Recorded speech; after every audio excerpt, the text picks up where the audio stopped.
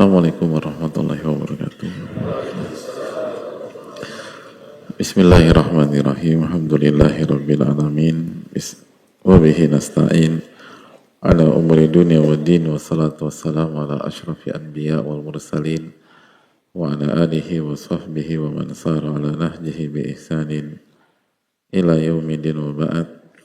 Allahumma salli wa sallim wa barik wa an'im ala nabiyina Muhammadin wa ala alihi wa sahbihi ajma'in. Allahumma inna nas'aluka ilman nafi'a wa na'udzubika min ilmin la yanfa'.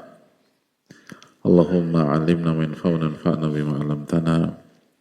Allahumma aslih lana umurana kullaha wa aslih wulata umurina. Allahumma ansurna wal muslimina al madhlumina fi Filastin wa fi kulli makan. Innaka waliyyu dzalika wal qadiru 'alaihi. Alhamdulillah, kita panjatkan puji dan syukur kita kepada Allah Tabaraka wa Ta'ala atas segala nikmat dan karunia yang Allah berikan kepada kita. Sebagaimana salawat dan salam semoga tercurah kepada Rasulullah alaihi salatu wassalam beserta para keluarga, para sahabat, dan orang-orang yang istiqomah berjalan di bawah naungan sunnah beliau sampai hari kiamat kelak.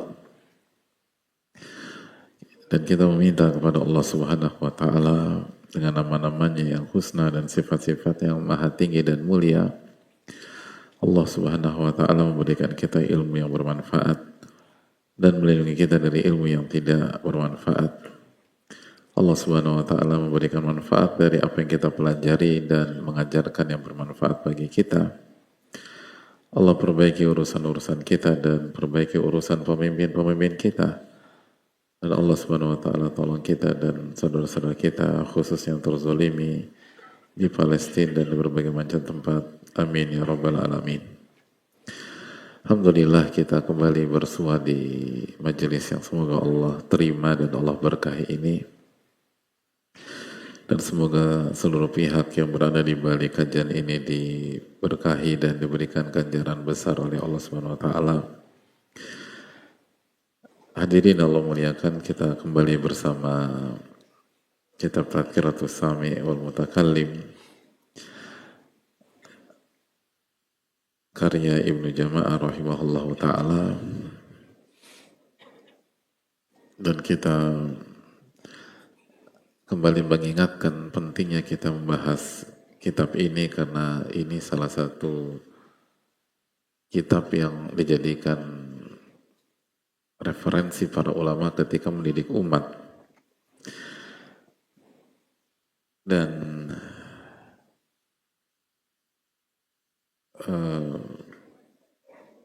kitab ini kembali mengingatkan kita bahwa konsep ulama adalah bagaimana kita mendapatkan ilmu yang bermanfaat, bukan sekedar banyak-banyakan ilmu. Sufyan Ats-Tsauri rahimahullah ta'ala, nama besar dari kalangan ulama-ulama klasik, beliau menyampaikan bahwa idza ra'aitum talibal ilmi yatlubu ziyadata minal ilmi dunal amal fala tu'allimuh. Apabila Anda melihat seorang penuntut ilmu, seorang yang belajar ilmu agama, dan orang ini semangat untuk belajar dan belajar dan belajar. Pokoknya datang ke sana, datang ke sini, ikut kajian ini, ikut kajian itu, ikut program A, program B, program D, majelis A, majelis B, majelis C, tapi nggak diamalin, dunal amal, tapi nggak diamalin. Fala tu'allimuh, maka janganlah kalian mengajarkan dia ilmu lagi. Jangan ngajarin ilmu. Gitu loh. Jadi jangan ngajarin ilmu. Udah, cukup. Kenapa? Karena di kesempatan lain beliau menjelaskan kepada kita, Sufyan Ats-Tsauri menjelaskan kepada kita bahwa tujuan dari ilmu itu adalah diamalkan.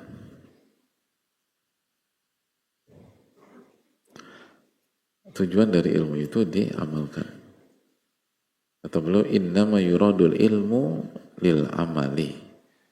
Sesungguhnya tujuan dari ilmu itu untuk diamalkan, untuk dipraktekkan, untuk diterapkan sehingga bermanfaat bagi kita.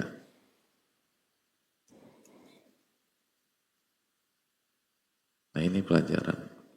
Jadi konsep para ulama dari dulu sampai sekarang itu bukan banyak-banyakan ilmu, tapi bagaimana ilmu itu hidup di tengah-tengah kita. Bagaimana ilmu itu diamalkan, dipraktekkan.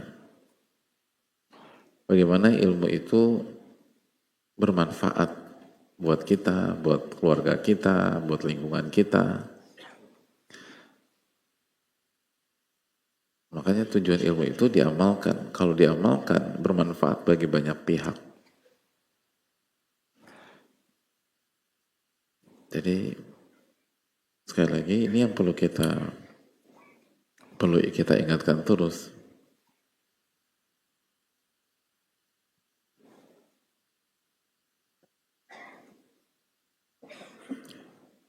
Karena bisa khawatir kita lupa nih gitu loh.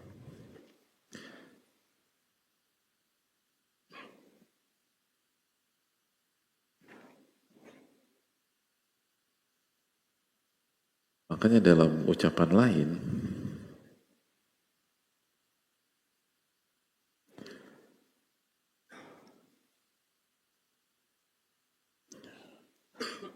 dikatakan bahwa Sufyan Ats-Tsauri juga yang mengatakan, Sufyan Ats-Tsauri, innama yutalabul ilmu liyuttaqallahu bihi. Sesungguhnya ilmu itu dipelajari untuk bertakwa kepada Allah. Untuk bertakwa kepada Allah. Wa min thamma fuddil. Karena tujuan mulia itulah ilmu itu menjadi sesuatu yang sangat utama, sangat berkelas,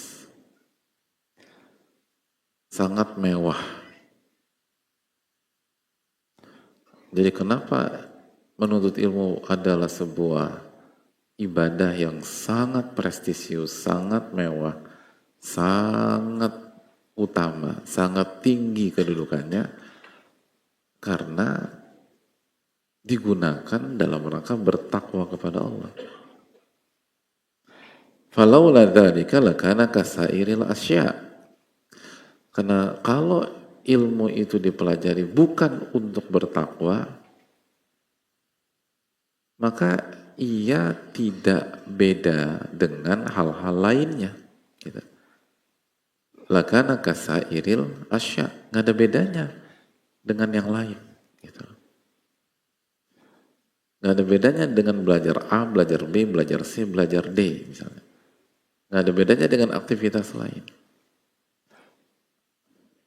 Majelis ilmu itu sangat mewah, sangat mulia, sangat tinggi, itu karena setelah bubar dari kajian atau dalam sebuah kajian atau majelis, hadirin bertakwa kepada Allah.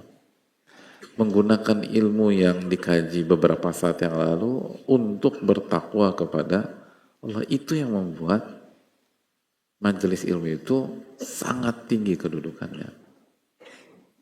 Nah, kalau setelah bubar kita nggak bertakwa kepada Allah, nggak ada bedanya dengan mengikuti kegiatan-kegiatan lain.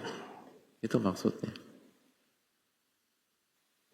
Nah, ini nggak boleh lupa hadirin sekalian, bahwa inti dari ini semua adalah bagaimana ilmu itu bermanfaat, diamalkan, diterapkan. Susah-susah memang. Dan yang berbicara nggak lebih baik daripada yang mendengarkan. Tapi inilah konsep para ulama dan ini yang harus diperjuangkan. Makanya tadi kata Sufyan Ats-Tsauri, kalau Anda melihat ada orang semangat kajian, kalau bahasa kita kan gitu ya, semangat kajian, tapi nggak semangat mengamalkan isi kajian tersebut, jangan diajarin lagi orang kayak itu. Makanya jangan diajarin lagi. Suruh dia beramal dulu gitu loh. Karena inti dari ini semua bukan banyak-banyakan. bukan hebat-hebatan, bukan saya lebih tahu daripada dia, bukan saya lebih pintar daripada teman-teman yang lain. Tapi innama yutlabul ilmu liyuttaqallahu bihi. Ilmu itu dipelajari agar kita bisa bertakwa. Agar kita bisa bertakwa. Gitu.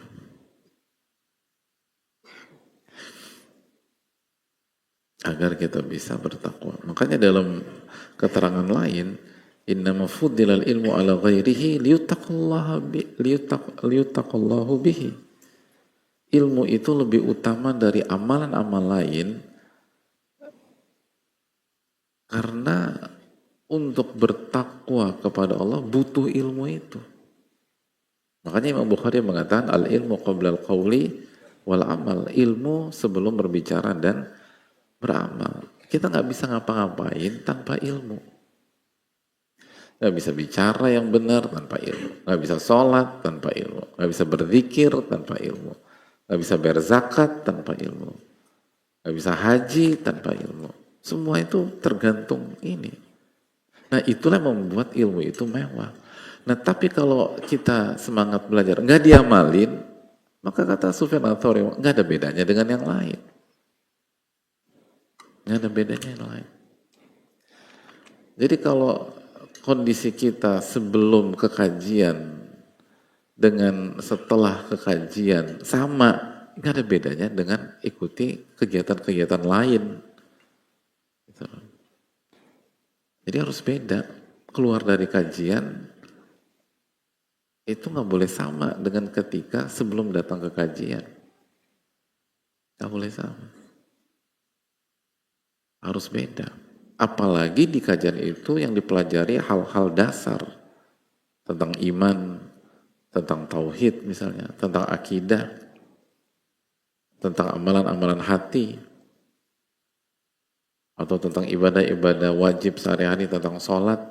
Itu setelah ikut kajian, ya jelas nggak boleh sama. Gitu lah. Beda mungkin kalau kita ikut kajian tentang zakat dan kita nggak punya duit, mungkin pulang dari kajian ya sama aja nggak bisa berzakat. Tapi kalau materinya tentang sholat, materinya tentang kita nih, tentang sabar, materinya tentang tauhid, ya jelas itu harus segera ada upaya perubahan.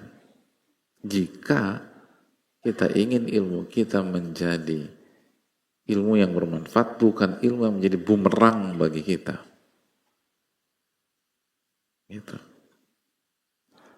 Ada tadi kata para ulama, ilmu itu dipelajari bukan untuk hebat-hebatan, bukan untuk jago-jagoan, bukan untuk keren-kerenan, bukan untuk dipamerkan, tapi ilmu itu dipelajari untuk bertakwa kepada Allah Subhanahu wa Ta'ala.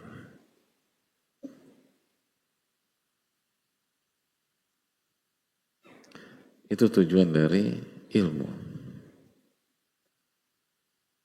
Itu tujuan dari ilmu, hadirin yang muliakan.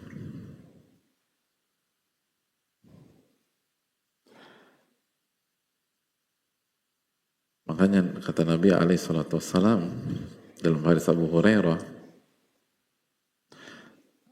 man ta'allamal ilma liyubahiya bihil ulama. Barang siapa, simak baik-baik hadis ini, hadis Abu Hurairah, dan disahihkan dalam Sahih Jami' dan dikeluarkan oleh Imam Abu Dawud, Imam Ahmad. Man ta'allamal ilma liyubahiya bihil ulama. Barang siapa yang mempelajari ilmu agama liyubahiya bihil ulama, dengan tujuan ingin pamer di hadapan ulama, ingin menyaingi ulama, keren-kerenan di hadapan ulama, unjuk kebolehan di hadapan ulama, au yumariya bihi sufaha, atau untuk mendebat orang-orang bodoh.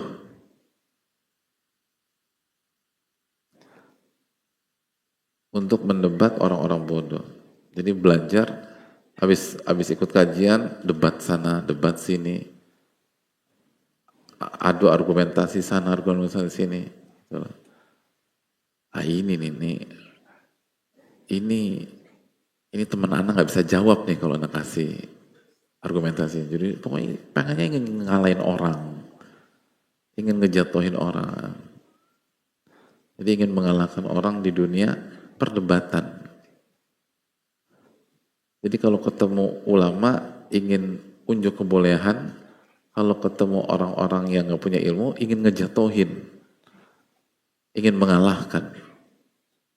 Au yasrifa bihi wujuhan nas ilaih, atau ingin menarik perhatian dan atensi manusia. Jadi tujuan belajar agar dilihat orang, agar perhatian manusia tertuju pada dia, atensi manusia tertuju pada dia.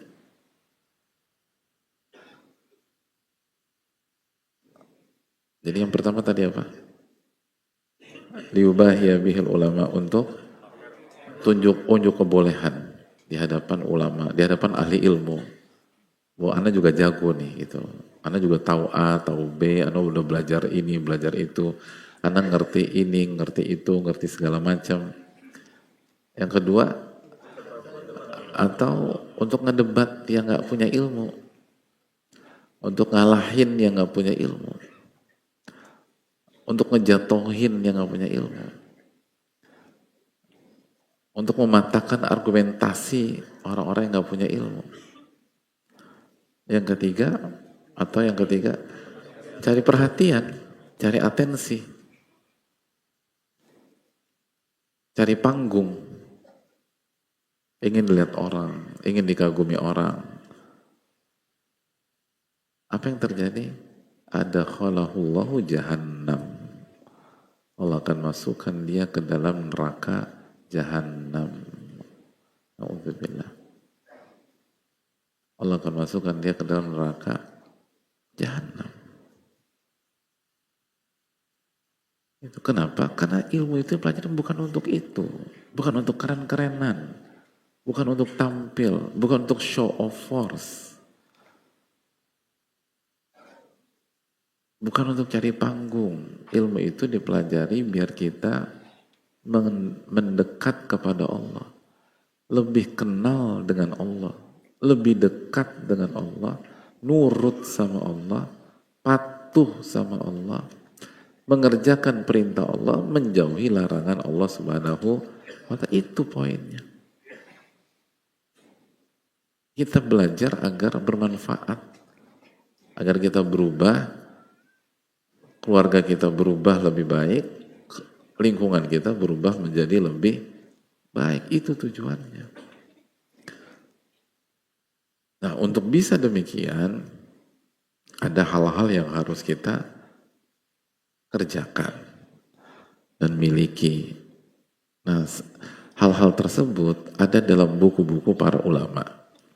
Dan di antara buku tersebut adalah Tadhkiratus Sami' wal Mutakallim. Itu poinnya jamaah sekalian.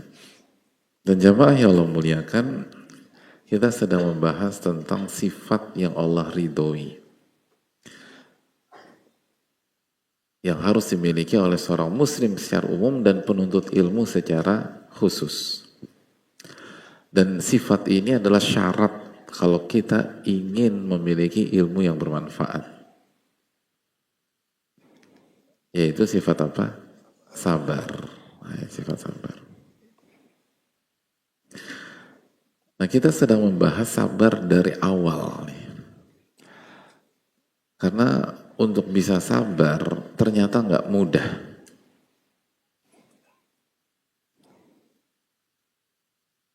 Ternyata nggak mudah. Terbukti sudah nggak terhitung berapa kali kita dinasehatin oleh banyak pihak, sabar bro, sabar mas, sabar sis, sabar cin, sabar mbak, tapi ternyata tidak berhasil. berhasil. Dan sabar itu adalah mungkin nasihat yang paling populer, benar gak sih? Hadirin, atau kita balik gitu loh, kita sebagai advisor, kita sebagai orang yang dimintai nasihat, teman kita cerita masalah rumah tangganya 2,5 jam, nasihatnya apa? Nah itu, udah, padahal 2,5 jam. Kalau teman kita cerita tentang rumah tangganya, tambah lagi 1 jam, jadi 3,5 jam. Nasihat antum apa? Sabar, gitu. Kalau di courting, jadi ceritanya cuma 1/2 jam. Nasihat antum? Sabar juga, gitu. Jadi mau nasihat, mau ceritanya 1/2 jam, 1 jam, 1,5 jam, 2 jam, 3 jam, selalu sifat ini diangkat gitu loh, sabar. Terus gue harus ngapain? Sabar. Gitu. Yang lebih detail, wallahu a'lam. Tanya Pak Ustadz, kan gitu. Pokoknya sabar dulu. Sebenarnya nggak, coba tanya Pak Ustadz lah gitu loh.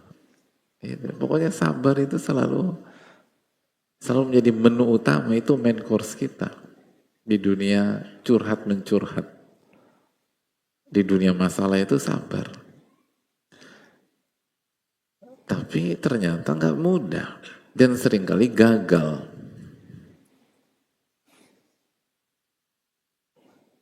Bahkan kadang-kadang kita yang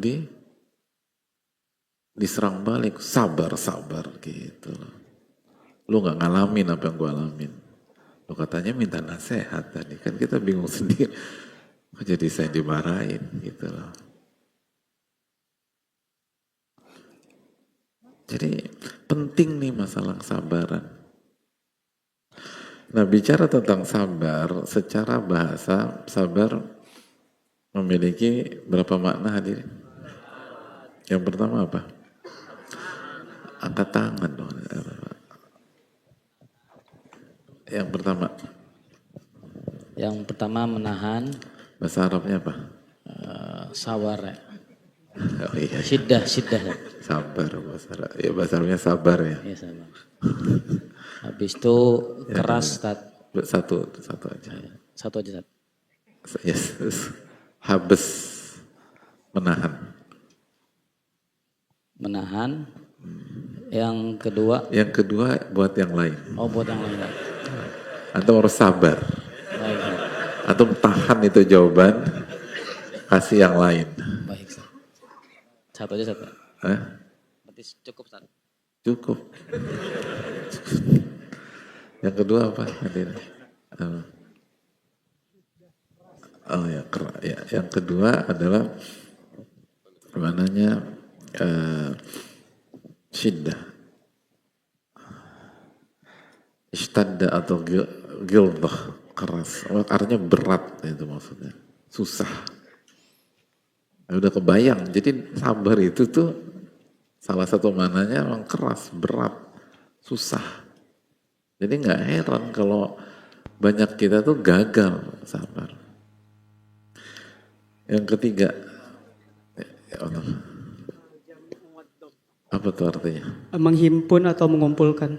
Maksudnya? Jadi kita mengumpulkan seluruh kekuatan yang, karena kan sabar itu yang kedua tadi keras, berat dengan cobaan, kita harus mengumpulkan kekuatan kita dalam menghadapi ujian yang dari Allah. Ya, jadi al-jam'u wa dhamm. Jadi kalau mau sabar nggak bisa setengah-setengah. Kekuatan dari dalam hati kita harus dihimpun, harus disatukan. Baru kita bisa menahan dan bertahan di tengah benturan dan sesuatu yang keras dan sesuatu yang berat dan seterusnya. Jadi memang gak mudah, capek memang, letih karena harus menggabungkan energi dan mengumpulkan kekuatan di dalam hati dan jiwa kita.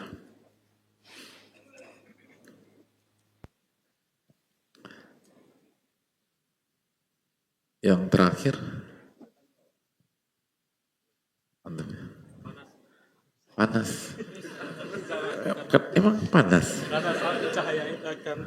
Karena sabar itu ada cahaya, Ustaz. Beda dengan sholat. Gitu. Sholat juga cahaya. Tapi sholat itu bikin adem. Kalau sabar bikin panas, Ustaz.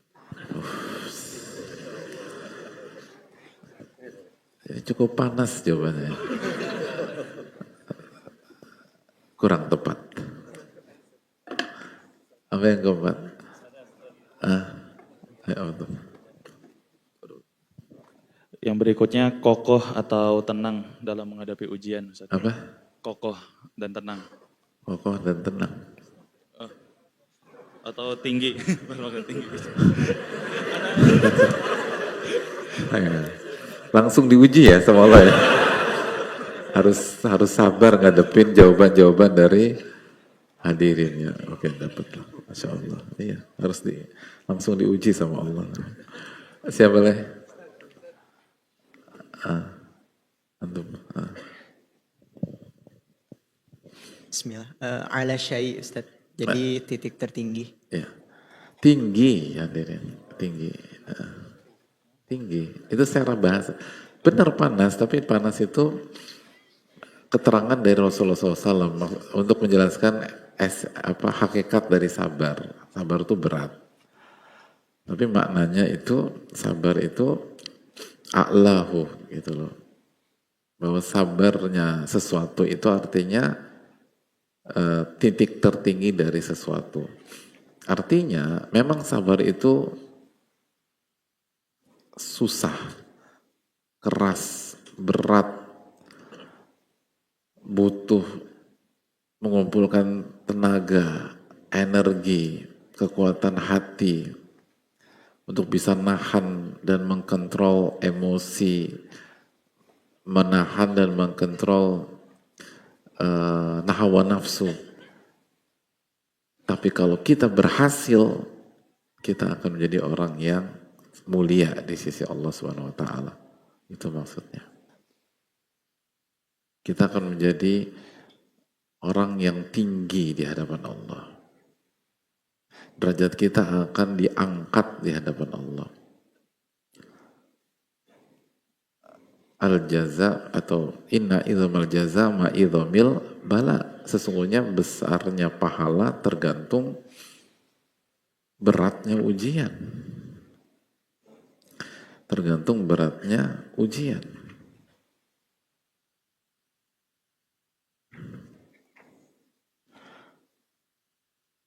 Memang berat, tapi hasilnya Allah berfirman dalam beberapa ayat, diantaranya Al-Baqarah 153, Innallaha ma'as-sabirin. Sesungguhnya Allah bersama orang-orang yang sabar. Oh, itu kan tinggi banget kedudukannya. Sesungguhnya Allah bersama orang-orang yang sabar, hadirin. Kedudukan yang sangat tinggi.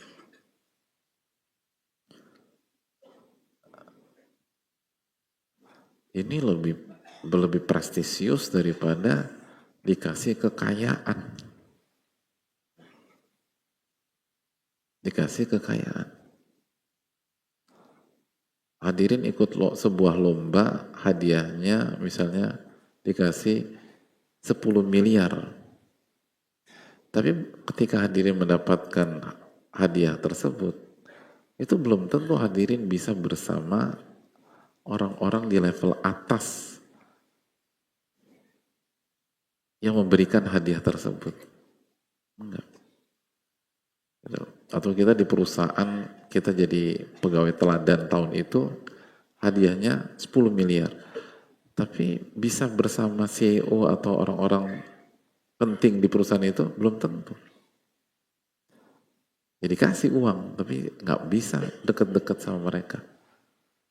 Orang yang sabar itu, innallaha ma'a as-sabir. Sesungguhnya Allah bersama orang-orang yang sabar.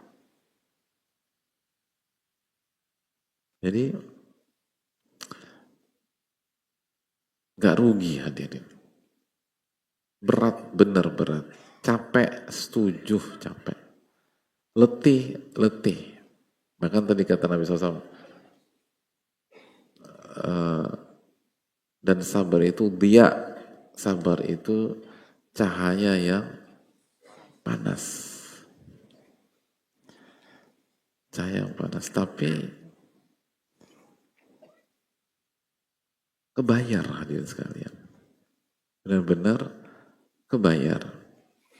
Makanya dijelaskan sebagian para ulama, seperti tadi hadis yang sabar itu dia, sabar itu cahaya yang panas. Kemarin kan kita ambil angle dari sisi panasnya, yang panas sabar.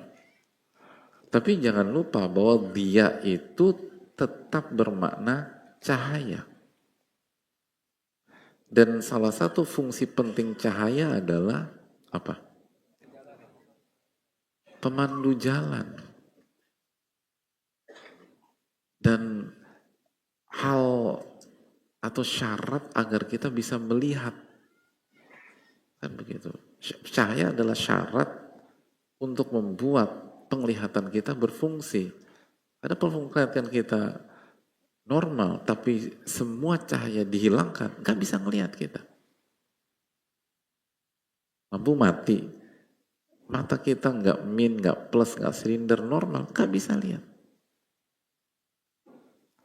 Itu syarat kita bisa punya penglihatan atau penglihatan kita berfungsi itu butuh cahaya. Jadi memang sabar, kata para ulama, sabar itu panas, tapi di waktu yang sama cahaya.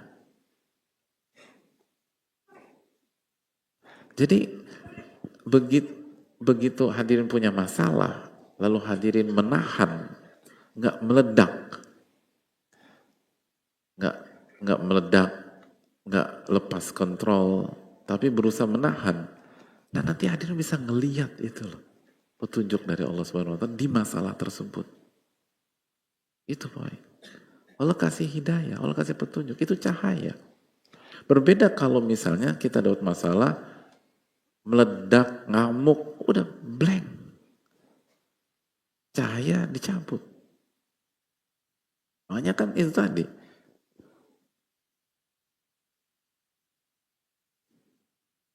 Begitu kita meledak dan gak terkontrol, gak sabar, apa yang terjadi? Masalah tambah ribet. Masalah tambah besar. Itu poin. Kenapa? Karena kita udah gak bisa ngelihat lagi. Sudah membabi buta. Dan itu banyak banget. Akhirnya kemana-mana. Akhirnya kita ngamuk sama istri kita depan anak. Kejadian nggak? Kejadian. Sering? Enggak sih. Paling tiap hari. Oh, itu bukan sering. Itu rutin. Bukan sering gitu. Akhirnya anak rusak ngelihat pemandangan kayak begitu. Jadi kemana-mana karena kita nggak bisa nahan. Semua diletupkan. Tapi kalau kita tahan, walaupun diprovokasi segala macam, tahan. Nanti kita bisa ngelihat. Allah kasih petunjuk. Kita bisa ngeliat petunjuk Allah Subhanahu Wa Taala. Oh, harus sih tahan. Gitu. Tapi kalau kita meledak-ledak, kalau kita nggak bisa nahan emosi kita, amarah kita, hawa nafsu kita, ego kita, udah kayak orang buta kita. Makanya kalau kita bicara di kehidupan sehari-hari, ada banyak kasus perceraian, khususnya talak. Itu kalau kita lihat masalahnya bukan masalah-masalah besar. Bukan masalah-masalah besar. Atau ada banyak masalah khulu, gugat cerai istri ke suami. Itu juga banyak kasus, nggak semua ya, tapi banyak kasus, itu masalah bisa diredam. Tapi karena masing-masing pihak nggak bisa nahan, akhirnya kemana-mana. Gitu. Dan kalau masalah selesai, dampak rusaknya juga banyak. Kenapa? Karena itu tadi. Karena walaupun panas, sabar tetaplah cahaya. Nah, itu penting. Sabar itu tetap cahaya. Dan kita butuh cahaya untuk bisa melihat, untuk bisa membaca situasi, untuk bisa menentukan langkah berikutnya, kan begitu. Kenapa kita bisa terus berjalan dan melangkah? Karena ada cahaya. Kita pakai lilin, pakai obor, atau minimum pakai korek. Begitu koreknya mati, lilinnya mati, obornya mati, diem kita udah. Semua gelap, gulita, kita nggak bisa jalan.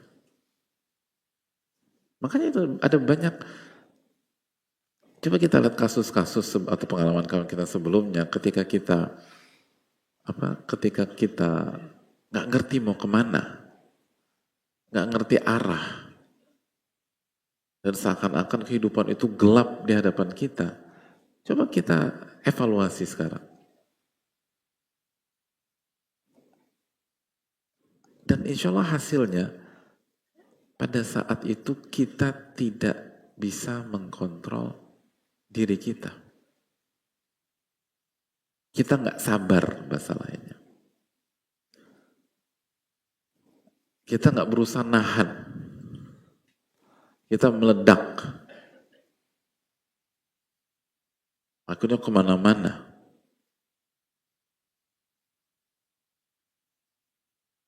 Makanya itu tadi banyak kasus gara-gara masalah sepele, marah, nggak nahan, akhirnya saya talak kamu. Padahal masalah nggak harus menggunakan kalimat itu. Atau kamu saya talak gitu, kalau di rumah tangga. Masalah utamanya kita nggak bisa nahan, bukan substansi masalah itu sendiri. Kenapa kita nggak bisa nahan? Udah buta kita, gelap gitu loh. Kenapa gelap? Nggak mau nahan, nggak sabar. Begitu kita nggak sabar, gelap karena kita kehilangan cahaya. Itu poin. Jadi makanya firman Allah Subhanahu Wa Taala, sabda Nabi SAW itu kan bukan lip service, bukan omdo, bukan makna bukan sebatas keindahan tanpa makna. Itu kan pesan besar ketika Nabi SAW mengatakan bahwa sabru dia, sabar itu dia, cahaya itu. Memang panas, tapi jangan hanya fokus di panasnya, fokus di cahaya. Itu poin.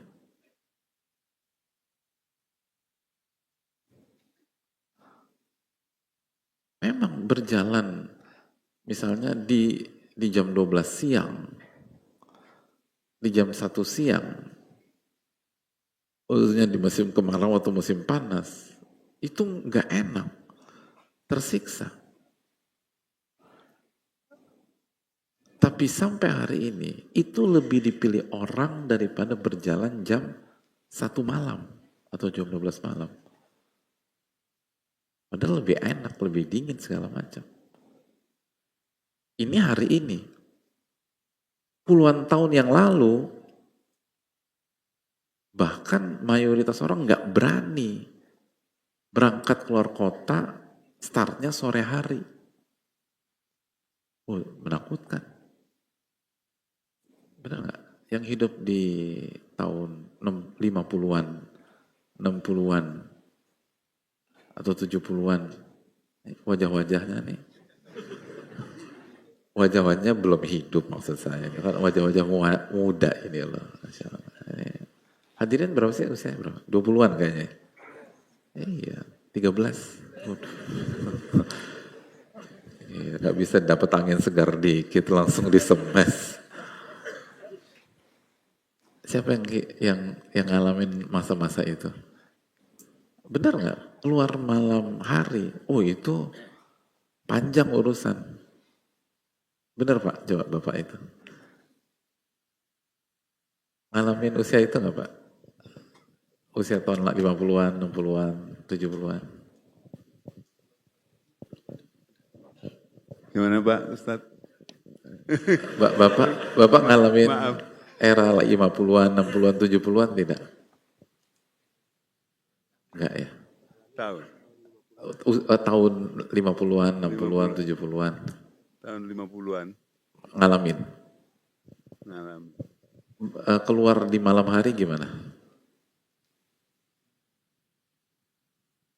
Aman apa enggak? Enggak begitu. Aman. Kurang insyaAllah. Ya? Ya tentunya, ya saya lahir di tahun 54, jadi 50-an. Oh ya 54. Jadi lagi lucu-lucunya waktu itu. Waktu usia. Ya, makasih banyak Pak. Jadi ya kan memang tema hari ini sabar. Jadi apapun yang terjadi kita harus bisa menahan gitu loh. Makasih banyak Pak ya. Mana hadiah buat Bapak nih? Ada beliau dapetin 54 lahir. Senior ini beliau nih. Ya kan begitu ya. Memang panas. Kita jalan jam 12, jam 1 malam itu panas.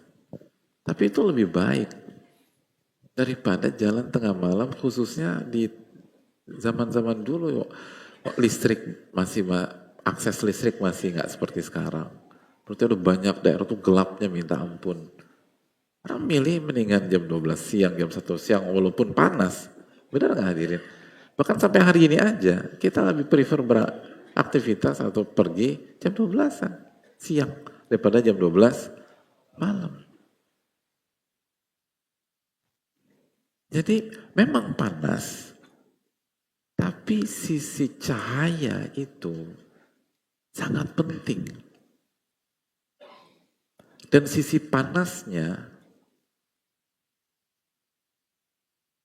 tidak bisa menjadi penghalang, karena sisi cahayanya itu perannya jauh lebih besar untuk kehidupan kita.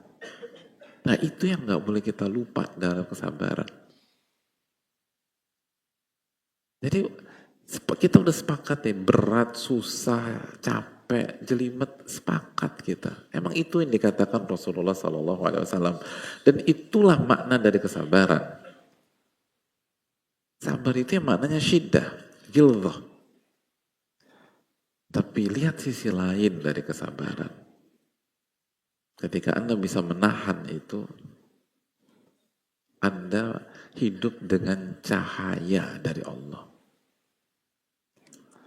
Anda dapat pahala bighairi hisab, unlimited, tanpa batas. Allah bersama Anda. Kemenangan menjadi garansi untuk Anda. Wa'lam anna nasra ma'as sabr, kata Nabi SAW. Dan ketahuilah kemenangan dan pertolongan bersama kesabaran. Kesabaran. Jadi kemenangan dan pertolongan itu selalu bersama kesabaran. Artinya berat, tapi Anda nggak akan ditinggal sendiri oleh Allah. Itu kan. Itu kan harus kita, memang capek, berat. Kadang-kadang kan sampai kita tuh gemeter gitu loh. Karena emang skill menahan itu susah. Apalagi kita atau banyak dari kita yang memang tidak terlatih dari kecil untuk skill menahan. Susah. Tapi Anda nggak ditinggal sendirian ketika menghadapi masalah-masalah tersebut. Innallaha ma'a as-sabirin. Allah bersama, seseorang bersama. Emang susah, tapi kan nggak sendirian. Kan begitu. Kan sama, kita ngerjain sesuatu yang berat, tapi udah, kata temennya, kamu maju aja, kamu hadapin aja. Kamu nggak sendirian kok. Nanti kamu ditemanin pakar. Akhirnya kita maju juga. Kenapa? Kita dikasih ujian matematika yang super duper susah. Gitu. Aduh nggak bisa, susah banget. Udah, jalanin aja. Nanti guru besar matematika nemenin kamu. Maju nggak? Maju. Gitu. Padahal belum jelas dibantuin atau enggak. Pokoknya cuma nemenin doang. Maju gitu. Tapi ini kan jelas. Wa'alam anna nasra ma'asabar. Pertolongan. Jelas pertolongan. Kemenangan bersama kesabaran. Jadi ketika kita memutuskan untuk berjuang, menghimpun tenaga, menghimpun energi, menghimpun jiwa dan hati kita untuk menahan emosi, menahan amarah, menahan hawa nafsu, untuk tetap on track, untuk tetap berada di jalan Allah, untuk menjalankan perintah Allah, untuk menjauhi larangan Allah, kita dapat garansi kemenangan dan pertolongan dari baginda Rasulullah Sallallahu Alaihi Wasallam. Itu poinnya. Itu poinnya. Kita nggak dibiarkan sendiri babak belur ngadepin itu semua, enggak. Allah akan tolong, Allah akan support, Allah akan bantu, dan itu cahaya. Kita bisa ngelihat. Makanya itu tadi kan dalam sebuah masalah itu kan kita diminta tolong tenang, gitu. Tolong tenang, tahan. Setelah itu, oke, mari kita diskusikan. Itu kan banyak ide nanti masuk, banyak gagasan yang akan keluar. Tapi kalau dari awal udah marah-marah, udah gebrak-gebrak meja, udah banting-banting handphone, panjang urusannya. Dan gak dapat solusi. Karena apa? Gak ada cahayanya.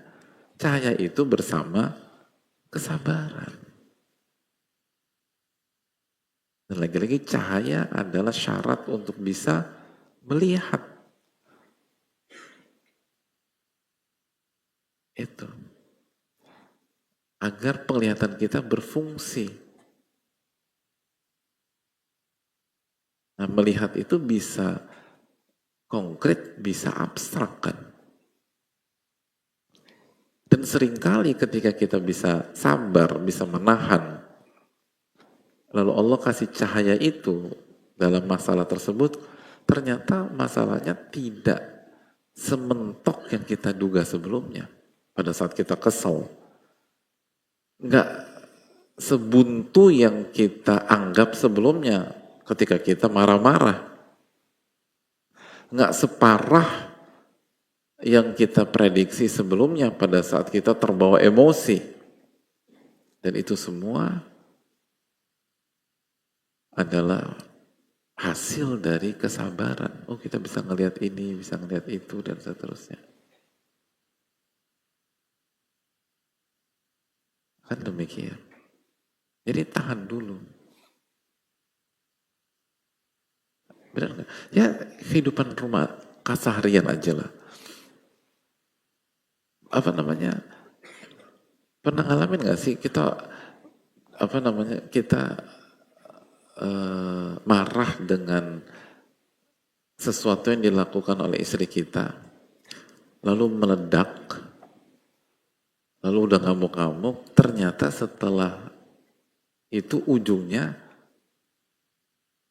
sebenarnya masalahnya nggak seperti itu, gitu. Bahkan kalau kita mau menahan dari awal, kita akan berempati dengan istri kita.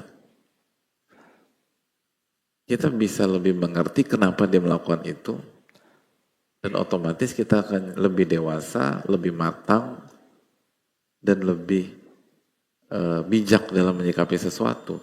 Dan itu nggak terjadi gara-gara apa? Meledak duluan dari awal. Marah-marah duluan dari awal. Kesel duluan dari awal. Dan kita nggak sabar sampai kita dudukan masalah itu secara utuh. Sehingga nggak ada cahaya. Dan begitu nggak ada cahaya, kita nggak bisa melihat 360 derajat masalah tersebut. Dan hasilnya kita marah-marah dalam kondisi yang seharusnya tidak perlu marah-marah. Energi habis, tenaga habis, nggak dapat pahala, dan justru sebaliknya daya rusaknya kemana-mana. Seringkali anak jadi korban. Anak trauma ngeliat bapaknya marah-marah, meledak-ledak. Padahal kondisinya nggak seperti itu. Makanya sekali lagi ini penting. Dan kita ingin memang mentadaburi ini. Karena kalau sabar dibahas secara normalitas aja, saya rasa kita dari dulu bahas masalah kesabaran. Dan seringkali nggak berhasil juga. Maka kita coba selami keterangan para ulama lebih dalam tentang masalah kesabaran. Karena memang ini sifat yang susah dan ribet dan nggak bisa sesederhana itu. Maka karena kita berhadapan dengan sifat yang susah, ribet dan keras, maka otomatis cara memasukkan ke dalam hatinya juga pelan-pelan.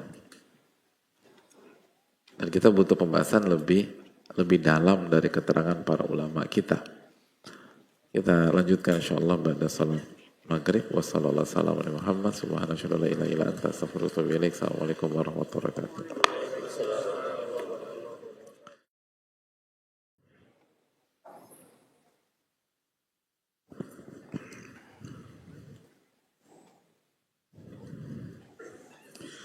Assalamualaikum warahmatullahi wabarakatuh.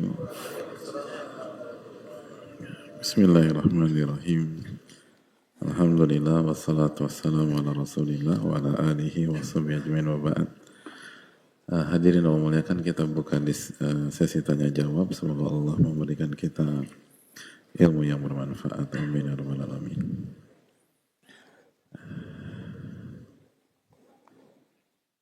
Kalau nggak ada pertanyaan kita bisa pulang cepat.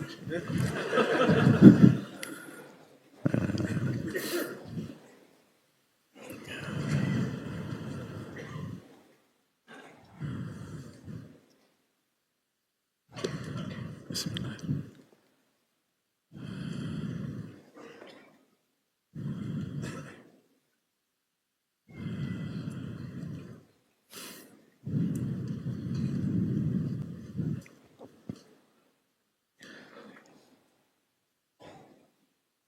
Assalamualaikum warahmatullahi wabarakatuh. Waalaikumsalam warahmatullahi wabarakatuh.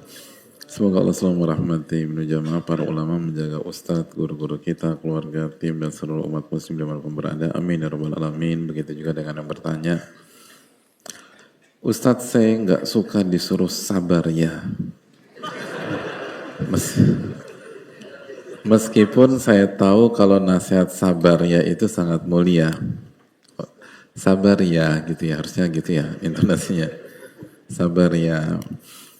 Tapi saat orang lain bilang itu ke saya, kesannya kayak saya nggak sabaran, Ustaz. Padahal saya udah nangis-nangis, udah berusaha nahan. Tapi dengan orang bilang sabar ya, seakan-akan Ustaz saya menahan sebelumnya itu tuh nggak berarti.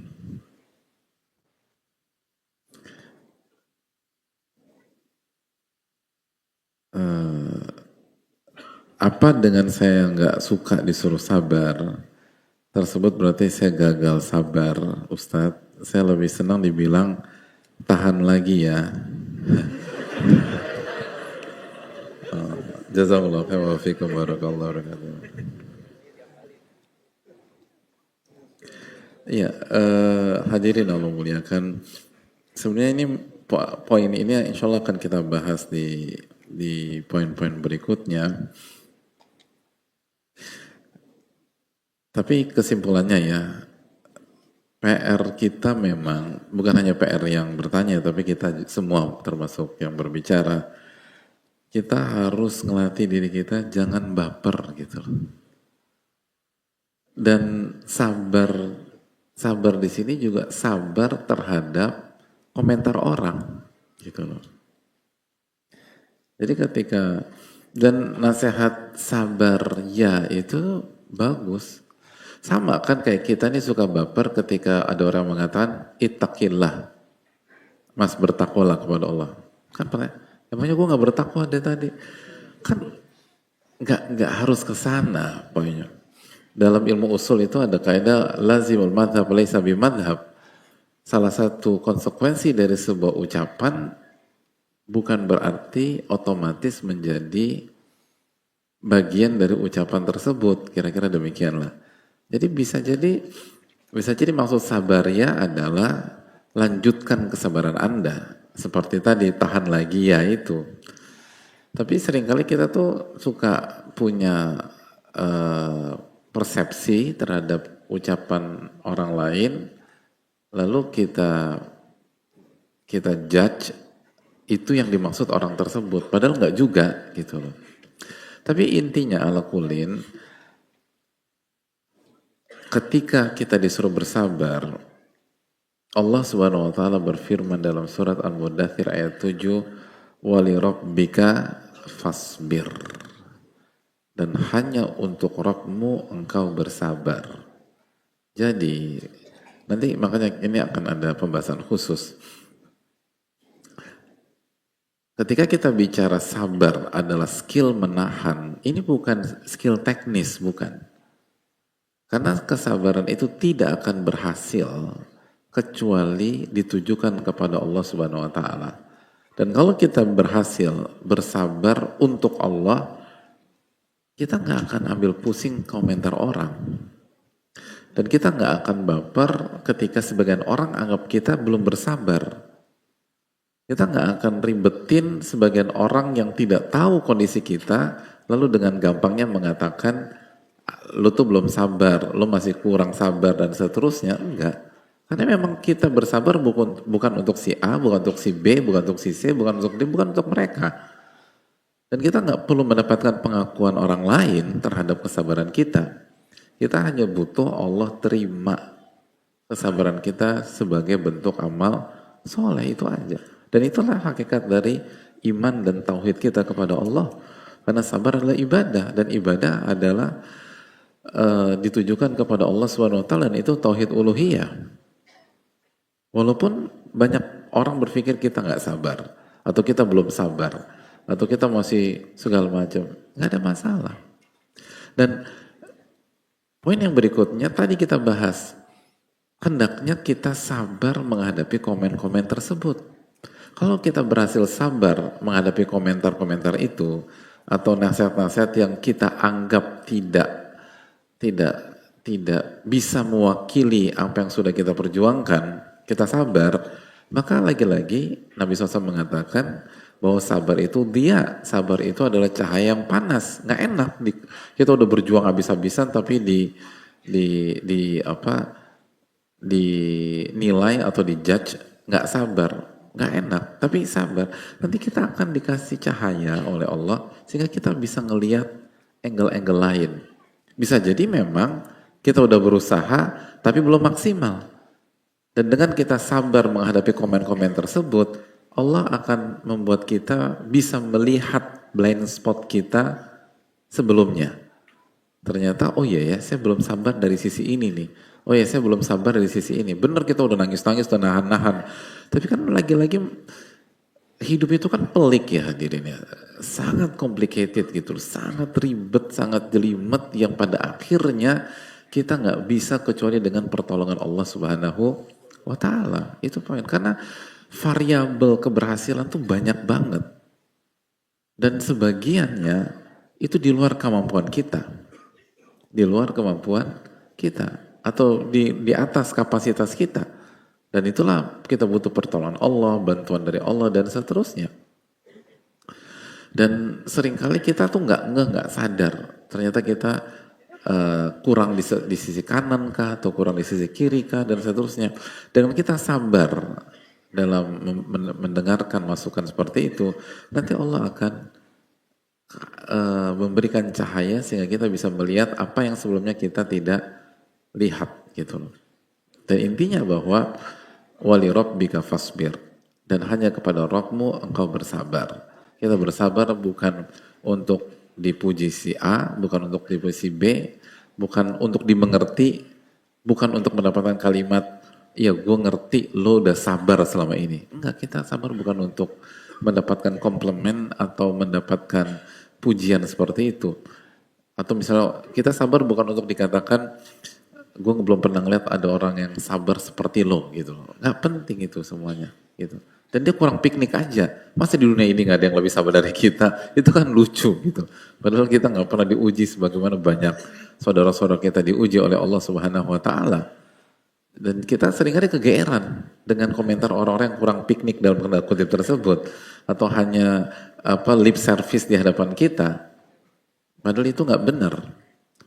Dan seringkali itu tadi, kalau misalnya komentar itu positif untuk kita, walaupun kurang benar, kita lebih mudah sabar ngadepin itu dibanding kalau komentarnya negatif, dan bisa jadi itu benar. Jadi sekali lagi ini adalah ujian kejujuran kita ketika kita bersabar dan ujian keikhlasan kita ketika kita bersabar. Ingat, bersabar itu wali rabbika fasbir. Bukan untuk si A, bukan untuk si B, bukan untuk si C, bukan untuk makhluk, bukan untuk manusia, bukan untuk yang lain. Kita bersabar untuk mencari wajah dan ridho Allah Subhanahu wa Ta'ala. Dan pada dasarnya sabar yaitu positif. Dan sekali lagi, kita harus poin berikutnya yang ingin kita tekankan. Kita tahu bahwa kaidah para ulama adalah iltimasul udhur. Iltimas udhur itu memberikan udhur kepada saudara kita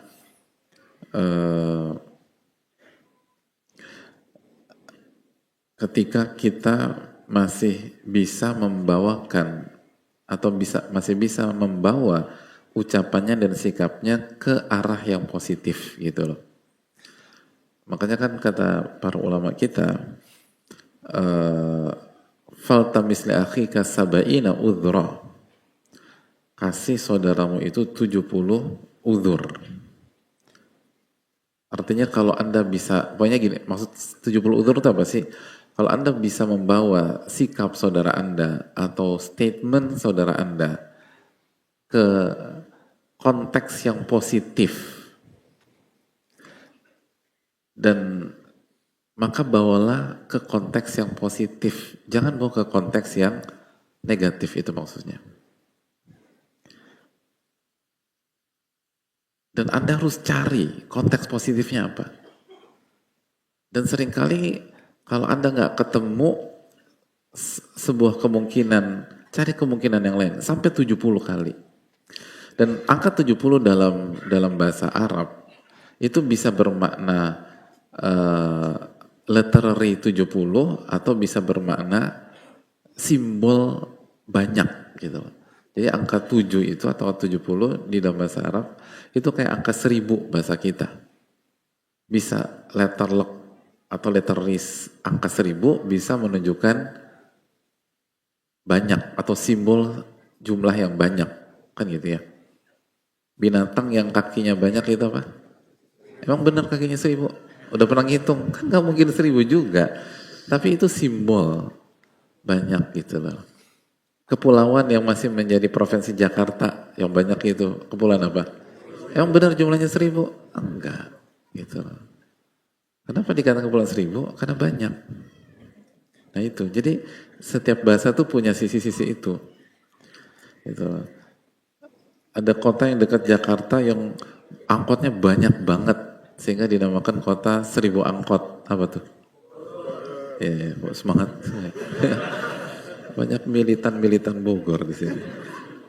Jadi kenapa emang angkot jumlahnya 1000? Itu simbol banyak gitu. Nah, 70 tuh begitu juga di dalam bahasa Arab.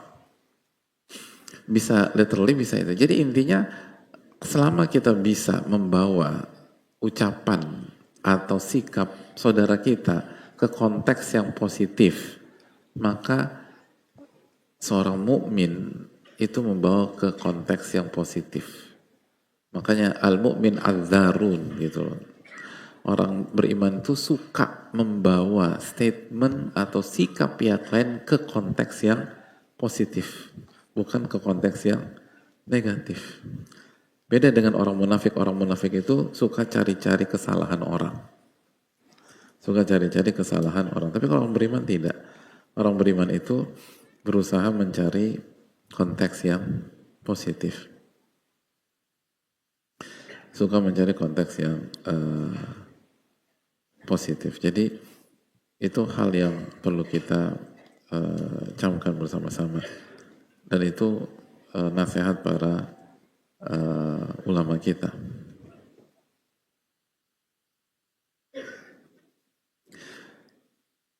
Selalu cari ke konteks. Jadi makanya kita itu kan di dunia ilmu hadirin, itu kita harus menggabungkan antara ilmu dan rahmah. Ilmu dan rahmah. Itu hendaknya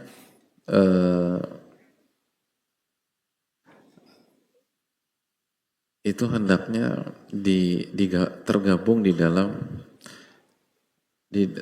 di dalam akhlak seorang muslim. Akhlak seorang muslim. Itu penting, ilmu dan rahmah. Makanya kaidah para ulama, al-ilmu rahimun baina ahli. Ilmu itu membuat sesama penuntut ilmu, sesama yang belajar itu saling menyayangi. Saling menyayangi.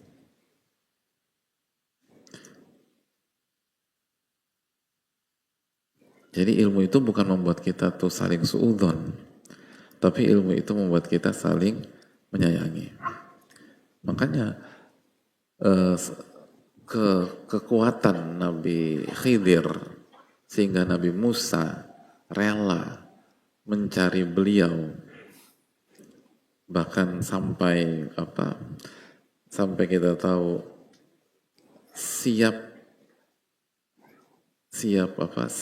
menghabiskan waktu puluhan tahun, bahkan sampai titik dari penghabisan, sebagaimana yang Allah firmankan dalam surat Al-Kahfi ayat 60, wa idh qala Musa li fatahu, dan ingatlah ketika Nabi Musa menyampaikan ke muridnya Yusha bin Nun, la abrah hatta ablugha majma'al bahraini aw amdiya huquba, aku tidak akan berhenti mencari Nabi Khidir sebelum sampai ke pertemuan dua buah lautan, atau aku akan berjalan sampai berpuluh-puluh tahun lamanya. Ingin cari Nabi Khidir sampai berpuluh-puluh tahun. Jadi maksud amdiyah hukubah itu masafah tawilah, berpuluh-puluh, kita siap menempuh perjalanan yang sangat panjang,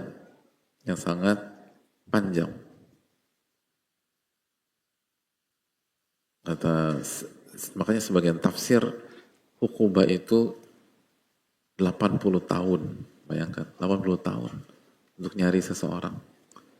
Nah, kelebihannya Nabi Khidir itu apa sih hadirin sekalian?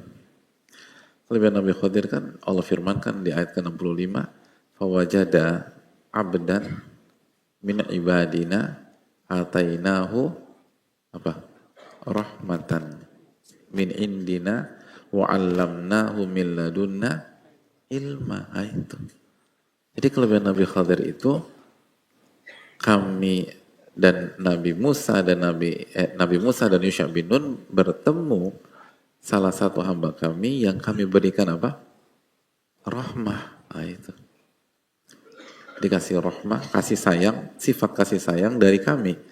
Lalu wa 'allamnahu min ladunna ilma, dan kami ajarkan ilmu. Jadi privilege atau kelebihan, keutamaan Nabi Khidir adalah beliau menggabungkan antara sifat rahmah dan sifat ilmu, kasih sayang dan ilmu. Itu yang harus dimiliki penuntut ilmu, gitu.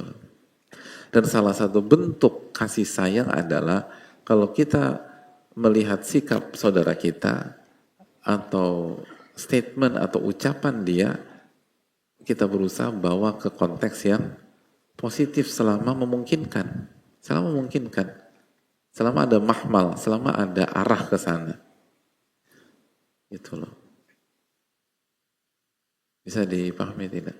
Itu poin. Bukan dibawa ke suudzon atau buruk sangka. Jadi itu poin. Jadi cari konteks positifnya. Oh mungkin dia ini, mungkin dia itu gitu loh. Jadi kasih alasan yang kalau benar kita bisa kasih udzur gitu loh. Pokoknya demikian. Nah begitu juga kalimat tadi, sabar ya. Kasih, bawa ke konteks positif aja. Nggak usah baper. Aduh kan saya udah capek, saya udah nangis, itu kan konteks negatif. Kenapa nggak kita bawa ke konteks positif? Maksud beliau itu mensupport kita gitu. Nggak semua orang tuh jago berbicara, hadirin. Ada banyak orang itu niatnya baik, tetapi diungkapkan dengan versinya gitu loh. Yang mungkin bagi kita kurang tepat. Gitu. Kan nggak semua orang seperti hadirin sekalian yang bahasa Indonesia dapat 9,5. Ini berapa? 9,6. Oke, 9,6. Itu. Jadi sering kali kan kita begitu kan. Masalah kita sering kali itu menilai orang pakai standar kita. Gitu loh. Padahal standar kita itu bukan standar universal. Itu kadang-kadang kita punya kendala di sana. Harusnya dia gini dong. Iya sih. Anda harus bersyukur Anda bisa berpikir setajam itu. Gak semua orang berpikir setajam itu. Dan itu taufik dari Allah kepada Anda, seringkali gitu. Harusnya dia peka dong. Gak semua orang dikasih kepekaan seperti Anda. Anda harus bersyukur kepada Allah Subhanahu Wa Taala dan dikasih udzur maksudnya baik dan lain sebagainya. Allah Taala misal. Jadi, tapi poinnya adalah ingat di dunia ilmu itu PR besar kita adalah bagaimana menggabungkan antara ilmu dan kasih sayang, rahmah. Itu penting. Itu penting. Bahkan kan atau hadirin kan tahu kan cerita Nabi Musa dan Nabi Khadir. Jadi bayangkan Nabi Khadir melakukan hal-hal yang sangat kontroversial, betul nggak? Tapi setelah tersingkap semuanya itu dibangun di atas sifat rahmah, kasih sayang. Cuman Nabi Musa nggak tahu. Nabi Musa dan kita kalau nggak lanjutkan baca ayatnya nggak tahu juga. Gitu loh. Jadi sampai hal-hal yang sangat kontroversial ternyata itu bukan berdasarkan kesombongan, bukan berdasarkan kebencian, bukan berdasarkan emosi, tapi semua berdasarkan ilmu dan kasih sayang. Bel merusak bahtera atau kapal, ternyata kasih sayang itu. Dan seterusnya. Allah Ta'ala. Nah, jadi itu penting.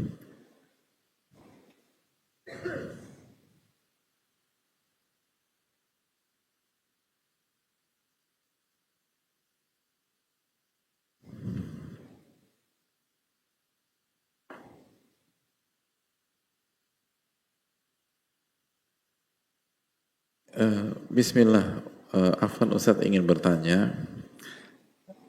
Ya silahkan, tapi jangan lupa mendoakan ulama kita,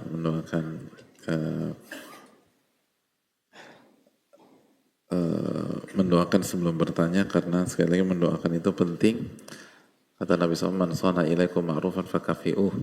Barang siapa berbuat baik kepada Anda, maka balas. Kalau belum bisa balas, maka doakan. Itu penting.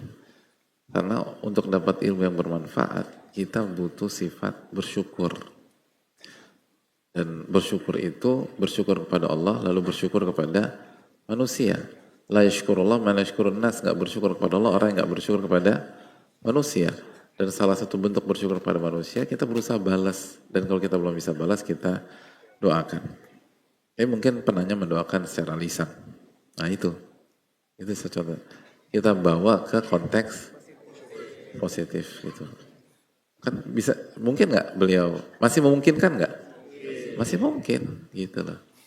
Masih mungkin kan. Itu poin. Jadi nggak punya adab ini penanya, nggak begitu. Jangan begitu lah.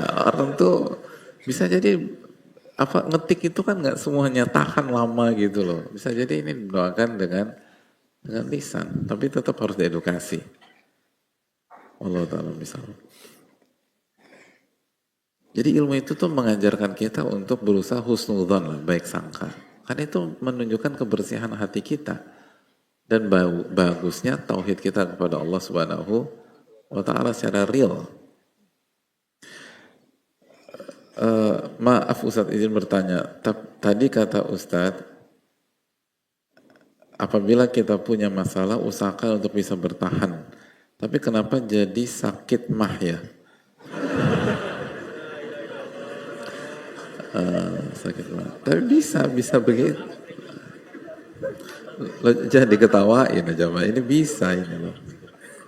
Lo benar bisa nggak? Bisa.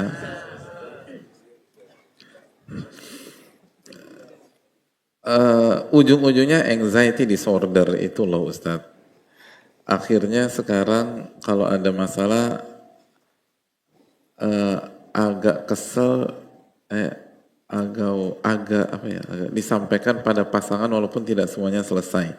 Apa yang harus dilakukan Ustadz agar menahan dan bertahan dari masalah menjadi lebih bertawakal kepada Allah Jazakallahu khair Ustadz. Memang mungkin aja jadi seseorang tuh jadi anxious dan punya sisi anxiety sebagaimana dikatakan tadi jika menahannya itu arahnya itu dipendem gitu loh. Sedangkan kan konsep sabar nggak demikian. Konsep sabar itu bukan memendam. Konsep sabar itu menahan hawa nafsu agar selalu berada di jalan Allah. Menahan agar selalu on track. Dan salah satu bentuk on track atau di jalan Allah adalah zikir, tafakkur. Dan kalau kita gunakan itu, insya Allah nggak menjadi seorang yang anxious. Nggak akan mengidap anxiety disorder. Kenapa? Karena Allah kasih jaminan ala bidzikrillahi tatmainnul qulub. Ketahuilah hanya dengan mengingat dan berzikir kepada Allah hati itu jadi tenang, nggak jadi anxiety. Allah berfirman dalam Ali Imran 190 ya. Alladzina yadhkuruna Allaha qiyaman wa qu'udan wa ala junubihim wa yatafakkaruna fi khalqis samawati wal ard. Yaitu orang-orang yang mengingat Allah dalam kondisi berdiri. Lalu kondisi berdiri, duduk dan berbaring. Jadi setiap posisi ingat sama Allah. Terus wa yatafakkaruna fi khalqis samawati, dan mereka berusaha tafakkur, berpikir tetapi pikirnya itu positif gitu loh. Berpikirnya itu akan dibawa ke penciptaan Allah Subhanahu wa Ta'ala. Hasilnya apa? Anxiety. Bukan. Hasilnya adalah sebuah statement, Rabbana ma khalaqta hadza batila. Itu hasilnya. Ya Allah, Engkau tidak mungkin menciptakan ini, mentakdirkan ini sia-sia tanpa ada hikmah. Itu hasilnya, bukan anxiety. Subhanaka faqina adzabannar. Maha suci Engkau. Kalau Engkau menciptakan sesuatu sia-sia, nggak mungkin lah. Allah Al-Hakim. Alaihissallahu bi'ahkamil hakim. Itu ayat yang kita baca. Bukankah Allah pemutus dan hakim yang paling bijak? Dan yang maha bijaksana serta pemutus yang paling bijak tidak mungkin memutuskan sesuatu tanpa hikmah, nggak mungkin. Makanya maha suci Engkau dari hal tersebut, nggak mungkin Engkau. Dan lindungilah kami dari siksa api neraka. Itu poinnya. Jadi bukan dipendam, ditahan, akhirnya kepikiran terus jadi enggak. Ini itu menahan. agar kita tetap di atas jalan yang benar gitu loh. Itu penting. Jadi makanya kan menahan itu kan salah satu makna atau makna utama dari sabar. Tapi maknanya tuh bukan menahan, memendam, enggak. Menahan diri kita agar tetap berada di jalan Allah. Dan salah satu jalan Allah yang sangat primer, sangat asasi adalah zikrullah.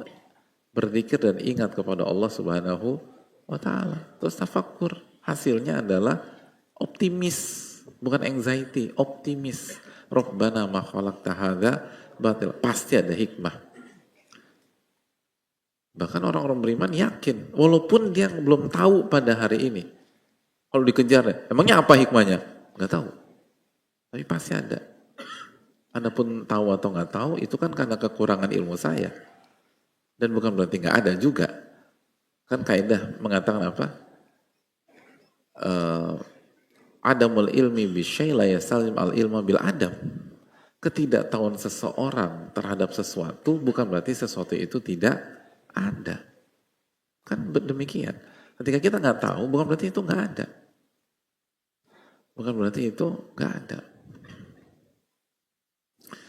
Jadi hadirin Allah muliakan, itu yang perlu kita camkan bersama-sama. Allah Ta'ala. Jadi dizikirin.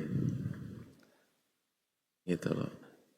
Nah anxiety itu seringkali kan, sebenarnya yang paling tepat bicara ini pakarnya ya, tapi sedikit aja. Kan itu karena kita kebanyakan mikir, kurang zikir. Nah itu. Harusnya kan banyakin zikir, mikirnya itu proporsional.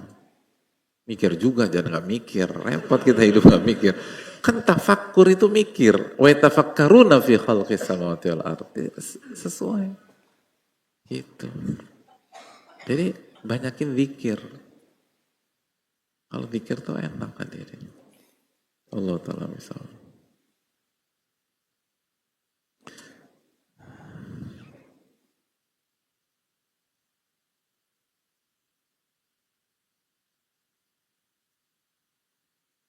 Assalamualaikum warahmatullahi wabarakatuh. Waalaikumsalam warahmatullahi wabarakatuh. Semoga Allah senantiasa merahmati para ulama. Amin ya rabbal alamin. Semoga Allah senantiasa merahmati Ustadz, keluarga dan seluruh tim. Amin ya rabbal alamin. Begitu juga bagi yang berbicara dan kita semua. Izin bertanya, apakah boleh sabar itu dalam bentuk diam, tidak berbicara, dan menghindar kepada orang yang bikin kita harus super duper ekstra bersabar? 3 loh ya, super duper ekstra bersabar, 3 penekanan, 3 emphasis. Karena kalau bicara atau ketemu sama dia rasanya bikin ngelus dada terus. Syukron jazakallah khairan. Terima kasih atas pertanyaannya. Diam itu salah satu sikap dan salah satu cara yang teknis gitu loh dalam bersabar. Bisa jadi jawabannya bisa ya atau tidak tergantung konteks. Kan kembali kepada sabda Nabi SAW, man kana yu'minu billahi wal yawmil akhir falyaqul khairan aw liyasmut. Barang siapa yang beriman kepada Allah dan hari akhir hendaknya berkata baik atau diam. Jadi berkata baik atau diam itu opsional. Bisa jadi kita gunakan hari ini tapi tidak besok. Karena besok kita harus bicara. Sekarang kita diam gitu. Itu jadi sangat opsional. Intinya diam itu kan dijelaskan para ulama seperti Imam Nawawi rahimahullah taala, sebelum Anda bicara, Anda berpikir dulu gitu loh. Apakah apa yang disampaikan itu bermanfaat atau bagus dan seterusnya.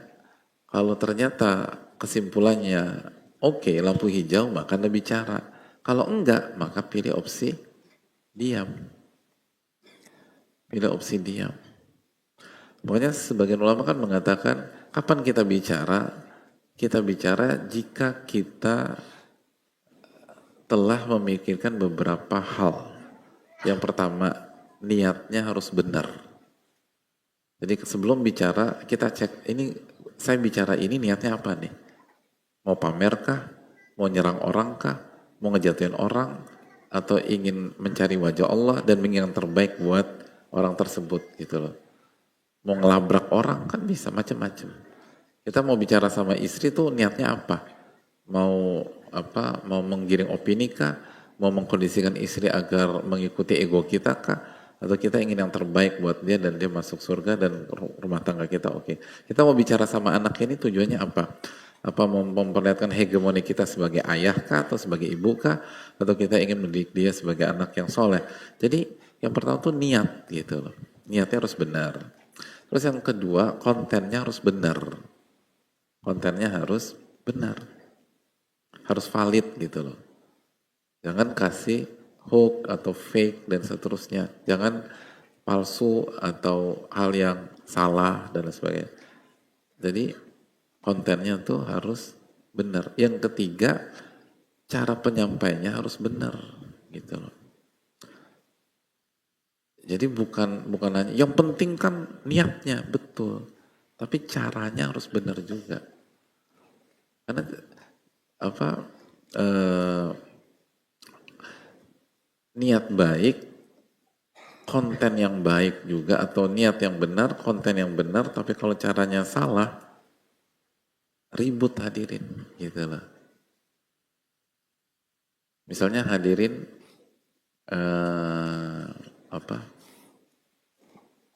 bertamu ke rumah orang, lalu di waktu jam makan siang, lalu disuguhkan lagi pengen makan apa? Kalau makan siang, misalnya nasi padang, kan ke rumah orang masa nasi padang, gurame aja, gurame terbang goreng, gitu, gurame terbang, gitu. Lalu duduk manis, tuan rumahnya datang bawa gurame terbang goreng itu. Lalu dikasih ke hadirin sekalian. Caranya dilempar, makan gitu. Kira-kira hadirin makan nggak? Makan. Yo lo nggak punya perasaan. Masa makan juga? Itu harga diri hadirin. Pulang kita nggak makan.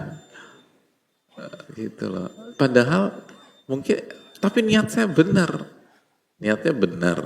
Misalnya isinya gurame goreng halal gitu loh. Tapi begitu cara pemberiannya dilempar, mentang-mentang itu gurame terbang, dibuat terbang beneran, sampai makan deh gitu loh. Itu orang kan ribut gitu loh, bukan inilah ya, ribut itu orang, penghinaan. Jadi cara penyampaian itu penting. Cara penyampaian itu penting. Makanya kan Allah berfirman tentang masalah penyampaian di dalam surat Al-Isra ayat 53, apa kata Allah Subhanahu wa taala? Wa qul li ibadi yaqulul lati hiya ahsan. Katakan kepada hamba-hambaku, bicaralah dengan ahsan. Ahsan itu kan bisa dalam bahasa Arab bisa bermakna komparatif atau superlatif. Jadi ahsan, dan dalam konteks ayat ini nggak ada perbandingan. Jadi lebih mengarah kepada superlatif. Jadi katakan kepada hamba-hambaku, bicaralah dengan cara yang terbaik. Yaqulul lati hiya ahsan. Kalau bicara gunakan bahasa yang terbaik. Kenapa? Nah ini menarik nih, renungkan nih. Inna syaitana yanzagu bainahum. Karena sesungguhnya syaitan itu mengadu domba di antara mereka. Mengadu domba. Membuat perselisihan. Dijelaskan sebagian ulama, kalau kita menggunakan cara yang baik saja, itu tetap menyisakan celah kepada syaitan. Gimana biar celah itu ditutup? Gunakan bahasa yang terbaik. Jadi untuk bicara idealnya kita menggunakan cara yang terbaik, bukan hanya baik, apalagi nggak baik gitu loh. Yang baik saja, karena kalau baik itu hasan gitu loh. Hasan itu artinya baik, tapi dalam ayat ini Allah nggak menggunakan kata hasan, tapi Allah gunakan kata ahsan, af'al, yang artinya terbaik atau lebih baik. Jadi kalau ada dua opsi kata, pilihlah yang terbaik dari dua opsi tersebut.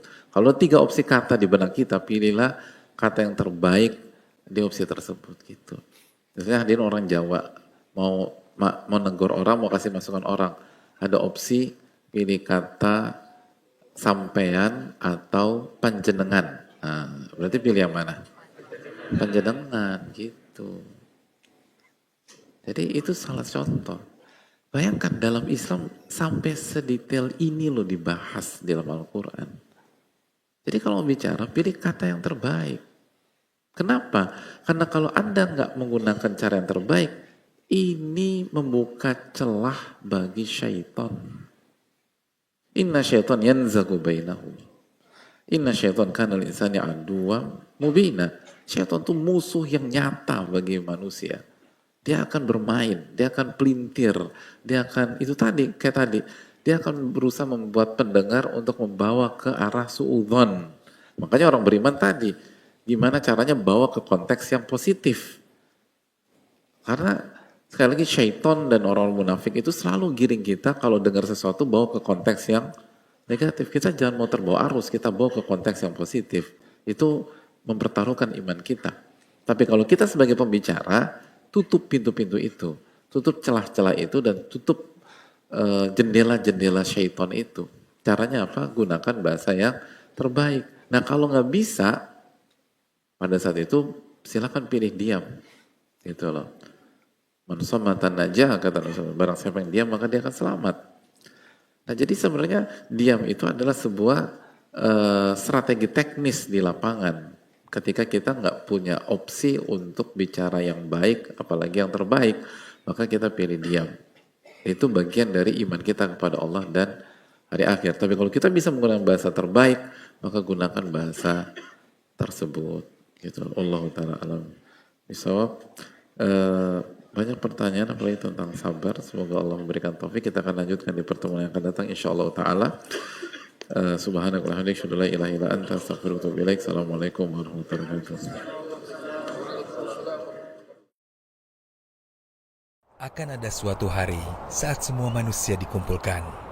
Di padang mahsyar, matahari hanya 1 mil di atas kepala. Tak seperti panas matahari yang sehari-hari kita rasakan. Tak ada pendingin ruangan yang nyaman. Hanya ada 1 naungan yang diistimewakan untuk 7 golongan. Salah satunya, hamba yang bersedekah diam-diam.